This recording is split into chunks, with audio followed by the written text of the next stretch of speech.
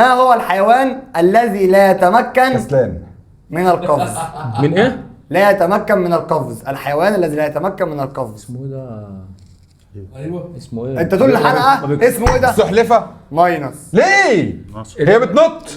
حيوان يعني بري ولا بحري ولا ايه؟ ثواني معلش، انا السلحفة بتقفز.